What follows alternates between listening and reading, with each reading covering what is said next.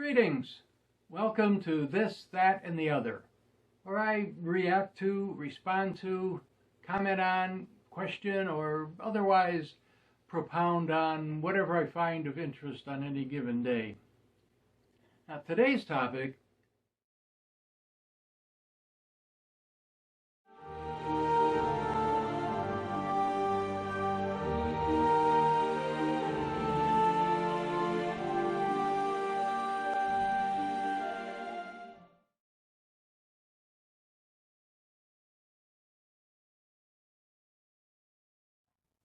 This penultimate episode covers the first half of Book 6, Chapter 9, The Grey Havens. This is largely as Tolkien wrote it. He writes much better than I do, but he does have a tendency to get a little wordy, so I have edited a bit. Wormtongue has killed Saruman, and the hobbits, in turn, have killed Wormtongue. Frodo laments that the last stroke of the war should fall at the door of Bag End. Sam says, no, it's not over until they've cleaned up the mess left behind by Saruman. The clearing up certainly needed a lot of work, but it took less time than Sam had feared. The day after the battle, Frodo rode to Mickle Delving and released the prisoners from the lockholes. One of the first that they found was poor Fredegar Bolger, fatty no longer. You would have done better to come with us after all, poor old Fredegar, said Pippin, as they carried him out, too weak to walk. He opened an eye and tried gallantly to smile. Then there was Lobelia, poor thing. She looked very old and thin when they rescued her from the dark and narrow cell, but insisted on hobbling out on her own feet. She had such a welcome when she appeared, leaning on Frodo's arm, but still clutching her umbrella. She had never in her life been popular before. But she was crushed by the news of Lotho's murder, and she would not return to Bag End. She gave it back to Frodo and went to her own people, the Bracegirdles of Hardbottle.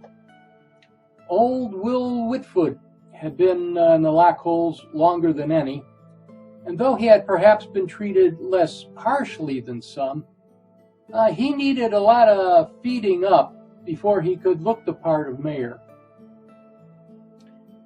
Frodo agreed to act as his deputy until Mr. Whitfoot was in shape again. The only thing that he did as deputy mayor was to reduce the sheriffs to their proper functions and numbers. The task of hunting out the last remnant of the ruffians was left to Merry and Pippin, and it was soon done. The southern gangs, after hearing the news of the Battle of Bywater, fled out of the land and offered little resistance to the Thane. Before the year's end, the few survivors were rounded up in the woods, and those that surrendered were shown to the borders. Meanwhile, the labor of repair went on apace, and Sam was kept very busy. And now there are thousands of willing hands of all ages, from the small but nimble ones of the hobbit lads and lasses to the well-worn and horny ones of their gaffers and gammers. By Yule, not a brick was left standing of the new sheriff houses or of anything that had been built by Sharkey's men. The bricks were used to repair many an old hole and make it snugger and drier. Great stores of goods and food and beer were found that had been hidden away by the ruffians in sheds and barns and deserted holes, and especially in the tunnels at Mickle Delving and in the old quarries at Skerry. There was a great deal better cheer that Yule than anyone had hoped for. One of the first things done in Hobbiton, even before the removal of the new mill, was the clearing of the hill and Bag End and the restoration of Bagshot Row. New holes were dug in the southward face, back into the hill, and they were lined with brick. The gaffer was restored to number 3, and he said often and did not care who heard it, "It's an ill wind as blows nobody no good, as I always say, and all's well as ends better." John Bartlett must be spinning in his grave. There was some discussion of the name that the new road should be given. Battle Gardens was thought of, or Better Smiles, but after a while, in sensible Hobbit fashion, it was just called New Row. And it was purely a Bywater joke to refer to it as Sharkey's End. The trees were the worst loss and damage. For Sharkey's bidding, they had just been cut down recklessly, and Sam grieved over this. This hurt would take long to heal, and only his great-grandchildren, he thought, would see the Shire as it ought to be. Then suddenly, one day, he remembered the gift of Galadriel. He brought the box out and showed it to the other travelers, as they were now generally called, and asked their advice. "I wondered when you would think of it," said Frodo. "Open it." Inside, it was filled with a gray dust, soft and fine, in the middle of which was a seed, like a small nut. "What can I do with this?" said Sam. Pippin and Merry had suggestions, but it was Frodo's idea that Sam accepted. He would plant saplings at all the places where specially beautiful or beloved trees had been destroyed. And he put a grain of the precious dust in the soil at the root of each. At the end, he found that he still had a little of the dust left. He went to the 3 farthing stone, which is as near the center of the Shire as No Mind, and cast it to the air with his blessing. The little silver nut he planted in the party field where the tree had once been, and wondered what would come of it all. Spring surpassed his wildest hopes.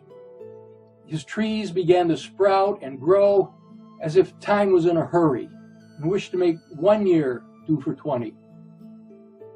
In the party field, a beautiful young sapling leapt up. It had silver bark and long leaves and burst into golden flowers in April. It was indeed a Malorn. It grew in grace and beauty. It became known far and wide, and people would come long journeys to see it.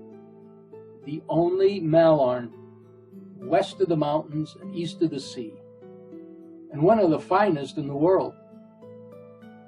Altogether, 1420 in the Shire was a marvelous year.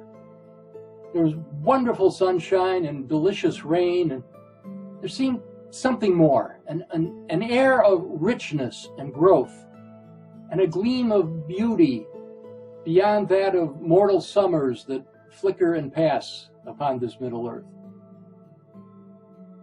All the children born or begotten in that year were fair to see and strong, and most of them had a rich golden hair. No one was ill, and everyone was pleased, except those who had to mow the grass. In the South Farthing, the vines were laden, and the yield of leaf was astonishing. And everywhere there was so much corn that at harvest every barn was stuffed. Sam stayed at first at the cottons with Frodo, but when the new row was ready, he went with the gaffer. In addition to all his other labors, he was busy directing the cleaning up and restoring of Bag End. But he was often away in the Shire. He was not at home in early March when Frodo had been ill. On the 13th of that month, Farmer Cotton found Frodo lying on his bed. He was clutching a white gem that hung on a chain around his neck, and he seemed half in a dream. "It is gone forever," he said, "and now all is dark and empty." But the fit passed, and when Sam got back on the 25th, Frodo had recovered. He had said nothing about himself. In the meanwhile, Bag End had been set in order, and Merry and Pippin came over from Crickhollow, bringing back all the old furniture and gear so that the old hole soon looked very much as it always had done. When all was at last ready, Frodo said, "When are you going to move in and join me, Sam?" Sam looked a bit awkward. "Well, what is it?" "Well, it's Rosie. Rose Cotton," said Sam. "It seems she didn't like my going abroad at all, poor lass. But as I hadn't spoken, she couldn't say so. And I didn't speak because I had a job to do first. But now I have spoken, and she says, why wait longer?" I see what she means. I feel torn in two, as you might say. "I see," said Frodo. "You want to get married, and yet you want to live with me in Bag End, too. My dear Sam, how easy! Get married as soon as you can, and then move in with Rosie. There's room enough in Bag End for so big a family as you could ever wish for." And so it was settled. Sam Gamgee married Rosie Cotton in the spring of 1420, which was also famous for its weddings, and they came and lived at Bag End.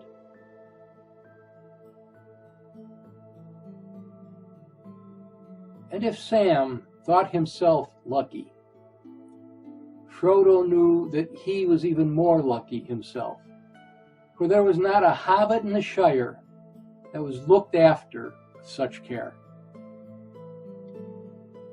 He took to a quiet life, writing a great deal, going through his notes.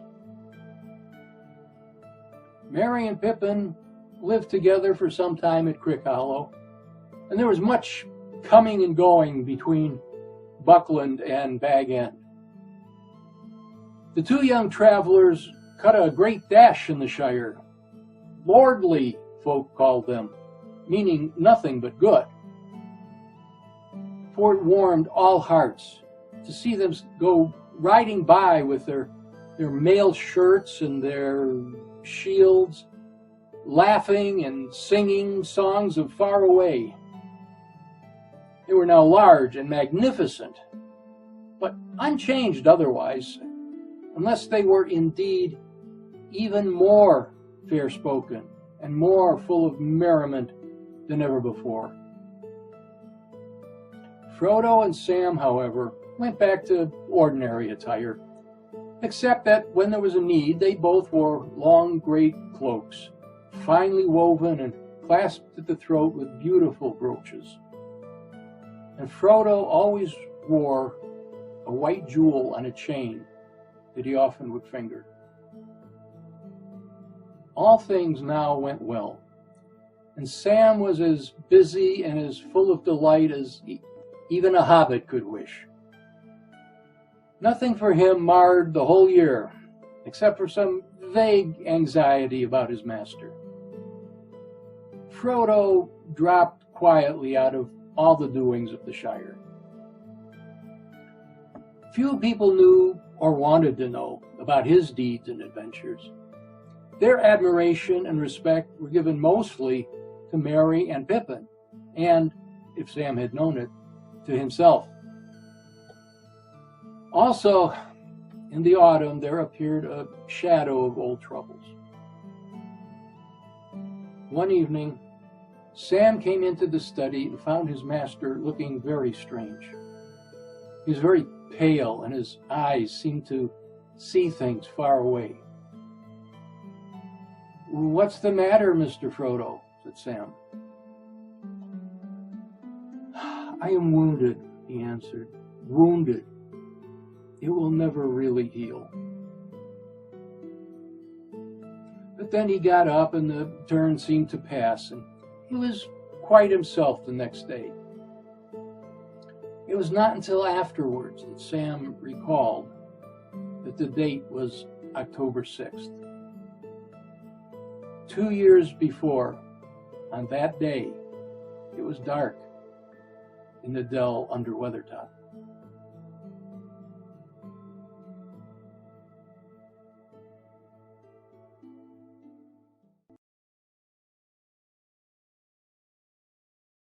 Well, we're getting there. One more regular episode, plus the extended version scene comparison, and an epilogue. There is still a lot that needs explaining. So thanks for watching. And check out the other episodes. These work better if you actually view them in sequence. Do all the comment, like, subscribe stuff if you'd like, but better yet, buy me a coffee.